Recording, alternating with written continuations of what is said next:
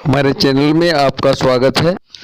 एक और जहां देश की जनता आज 73वें गणतंत्र दिवस की झलकियों के आनंद ले रही है, झलकियां देख रही है और प्रधानमंत्री अभिवादन भी कर रहे हैं। देखिए हाथ उठाकर देश की जनता का। वहीं यमुना बिहार व्यापारी एसोसिएशन द्वारा यहां पर ध्वजारोहण किया जा रहा है।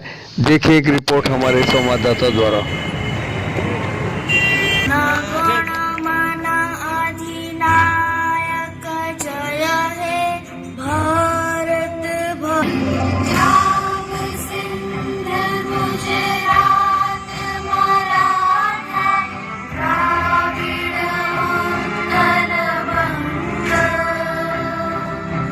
विंध्य हिमाचल यमुना गंगा उच्छल जलधि तरंगा तव शुभ नामे जागे तव शुभ आशीष तव जय गाथा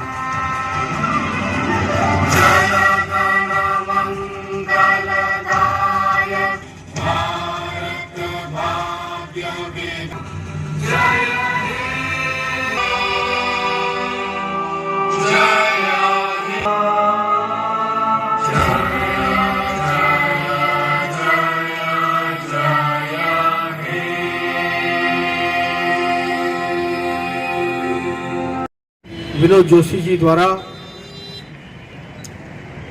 प्यार भरा निमंत्रण जब मुझे मिला आज के इस कार्यक्रम के लिए, सबसे पहले मैं उनका धन्यवाद करता हूं। सुशील जी बेहद कर्मठ, बहुत मेहनती, गोयल साहब रिस्पेक्टेड, और सैफी जी शान हिंदुस्तानी, और उपस्थित मेरे सामने सभी मेरे मित्रों। 73वां गणतंत्र दिवस है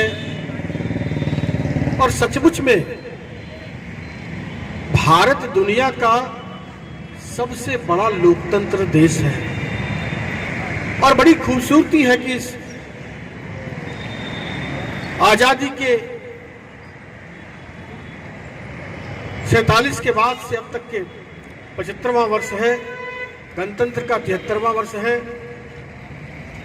लेकिन अगर 2 साल इमरजेंसी के छोड़ दें तो भारत में खूबसूरती से लोकतंत्र पनपा है, पड़ा हुआ है, और लोगों की रग रग में लोकतंत्र बसा हुआ है।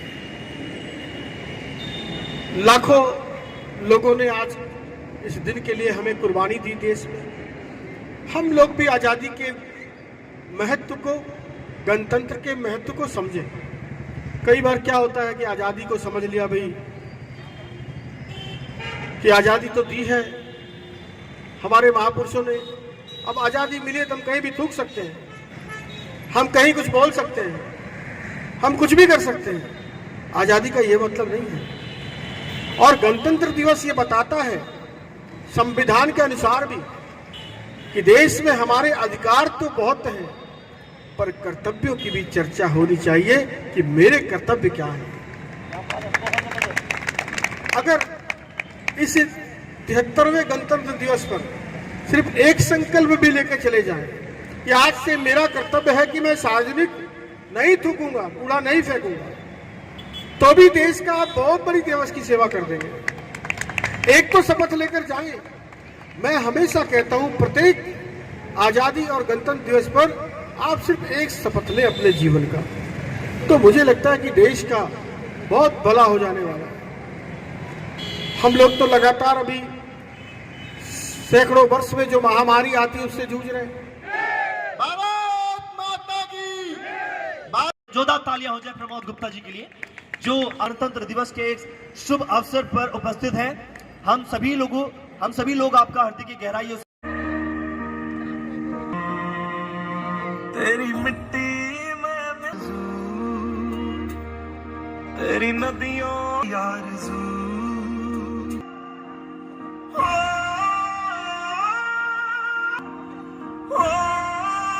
मेरे जहाँ झूम के भंगड़ा आपस जा ना सके। और मेरे सभी साथियों, हम आज गणतंत्र दिवस के 73वें आयोजन पर यहाँ पर सब इकट्ठे हुए हैं। हम सबके सब यहाँ जो असम्बल हुए हैं इस गणतंत्र दिवस के ऊपर।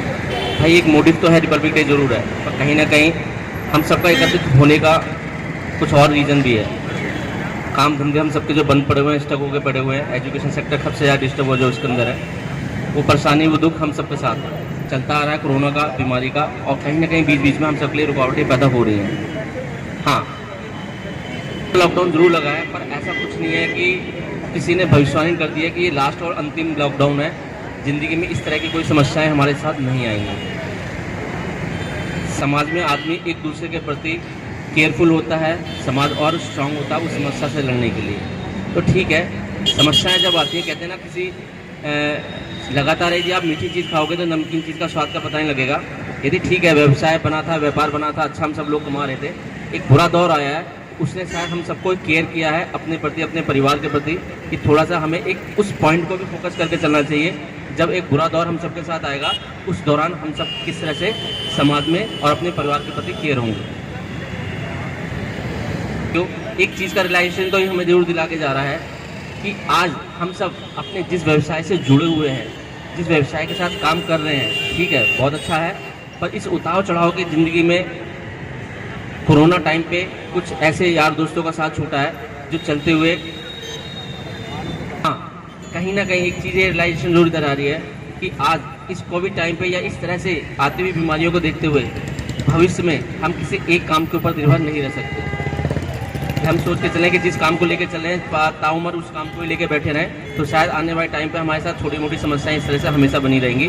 तो फिर ज़िंदगी में जब इस तरह से कोई रुकावटें आती है तो वो आपको सोचने का एक मौका और देती है कि भाई अब ज़िंदगी में एक करवट ली है, आप अपने बारे में, अपने परिवार के बारे में कुछ नए पहलू को सोचें। तो देखने का नज़रिया है लोगों का कि इस पहलू को किस तरह चढ़ते हैं। देखो, नेचर का प्रकृति का एक नियम है, पतझड़ आएगा तो एक दिन सावन भी आएगा। ऐसा नहीं है कि ताउम्र हमेशा कोरोना रहेगा, पर हाँ, अपने आप को संभालो, समाज में एक दूसरे के साथ केयरफुल रहो, सक्षम बनाओ अपने आप को, और ये बीमारी से भी लड़ेंगे और आने वाली ऐसी जैसी समस्या होंगे तब भी हम लड़ते रहेंगे। जय भारत, जय इंडिया। जो कि हमारा राष्ट्र पर्व है। जहाँ तक बोलने की बात है, मेरे से पहले कई प्रवक्ताओं ने आके विभिन्न आपको जानकारियाँ दी, संविधान के बारे में बताया और अपने कर्तव्यों के अलावा अधिकारों के बारे में भी बताया। आप सब लोग भली भांति परिचित हैं, लेकिन आज इस त्योहार के साथ साथ एक जो पीड़ा हमें सता रही है, जैसा कि सभी व्यापारी वर्ग को है, ये लॉकडाउन, और लॉकडाउन का मुख्य कारण कोविड के कारण है। तो जहाँ तक मैं समझता हूँ, ये कोविड की जो संख्या है सबसे ज़्यादा टीवी के अंदर है, फिर अखबारों में है और फिर हमारी चर्चाओं में है। कोविड फैल रहा है, जरूरी है उसके लिए हम लोग सावधान रहें, प्रिकॉशन रखें, मास्क, 2 गज की दूरी, जो भी नियम है वो बना के रखें। लेकिन इस तरह से बंद करके इसमें कई लोग बेघर हो गए हैं, अच्छा से अच्छा व्यापारी और बड़ा से बड़ा और छोटा से छोटा। अभी जैसा कि हम लोग व्यापारी एसोसिएशन प्लस एजुकेशन सेंटर के सभी पदाधिकारी मिलकर हम अपने क्षेत्र के विधायक, सांसद महोदय, एसडीएम और नगर निगम अधिकारियों से भी मिले, अपनी बातों को हमने रखा, उनको विज्ञापन भी दिया और हमारे इस विज्ञापन के माध्यम से हमारे विधायक जो है वो एलजी साहब से मिले और उन्होंने शीघ्र ही इस पर कुछ विचार विमर्श करके हमको आश्वासन दिया है कि शीघ्र कोई ना कोई ऐसा कदम उठाया जाएगा जिससे जो ये दिक्कत आ रही है वो दिक्कत दूर होगी। और आशा करते हैं हम लोग कि शीघ्र से शीघ्र इन समस्याओं से हम लोग छुटकारा पाएंगे।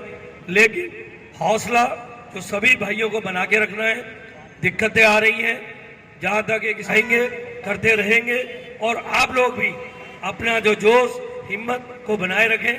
ज़्यादा ना बोलते हुए अपनी वाणी को विराम देता हूं और एक सभी भाइयों से मैं निवेदन करना चाहता हूं जो भी हमारे एजुकेशन ग्रुप में हैं या व्यापारी एसोसिएशन से हैं कि अपनी संख्या को बढ़ाएं।